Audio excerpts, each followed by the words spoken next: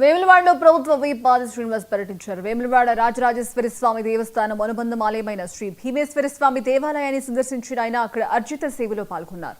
స్వామివారికి ప్రత్యేక పూజలు చేసి మొక్కులు చెల్లించుకున్నారు. అనంతరం అర్చకులు ఆయన్ను ఆశీర్వదించి తీర్థ ప్రసాదాలను అందజేశారు. రాజరాజేశ్వరి స్వామి ఆలయ అభివృద్ధి పనులు కొనసాగుతున్నట్లు ఎమ్మెల్యే తెలిపారు.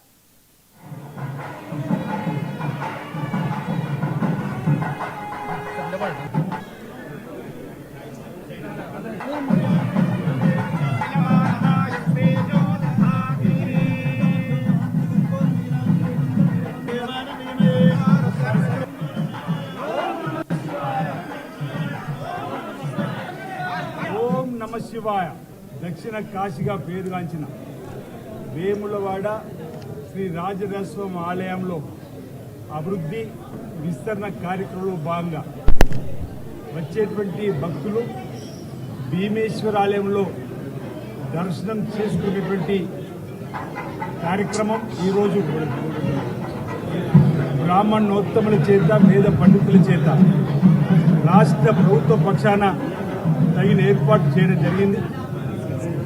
వేములవాడ రాజరాజస్వామి సన్నిధిలో గౌరవ ముఖ్యమంత్రి రేవంత్ రెడ్డి గారి నాయకత్వంలో గౌరవ దేవాదాయ శాఖ మంత్రులు కొండ సురేఖ మేడం గారు, జిల్లాకు సంబంధించిన మంత్రులు పెద్దలు పొన్నం ప్రభాకర్ గారు, శ్రీధర్ బాబు చాలామంది పెద్దల సమక్షంలో భక్తుల సమక్షంలో నవంబర్ 20వ తేదీన భూమి పూజ గావింపు చేసుకుని అభివృద్ధి పత్రంలో తీసుకుపోయే క్రమంలో ఇప్పటికే 47 కోట్ల రూపాయలతో రోడ్డు వెడల్పు సంబంధించిన విస్తీర్ణ కార్యక్రమం చేయడంతో పాటు ప్రస్తుతం 76 కోట్లతో ఆలయాన్ని విస్తరించేటువంటి కార్యక్రమం శ్రీ శ్రీ శ్రీ విధుశేఖర భారతి శృంగేరి పీఠం వారి సూచనలతోటి పలుమార్లు వారి ఆదేశాలు వారి సూచనలతోటి ఆలయాన్ని విస్తరించే కార్యక్రమాన్ని ఈ రోజు నుంచి ప్రారంభం చేసేటువంటి సందర్భంలో అక్కడ పనులు జరుగుతున్న సందర్భంగా దక్షిణ కాశీగా పేరుగాంచినటువంటి వేములవాడ శ్రీ రాజరాజ స్వామివారి సన్నిధిలో ఏకాంతంగా సేవలు యథావిధిగా సుప్రభాతం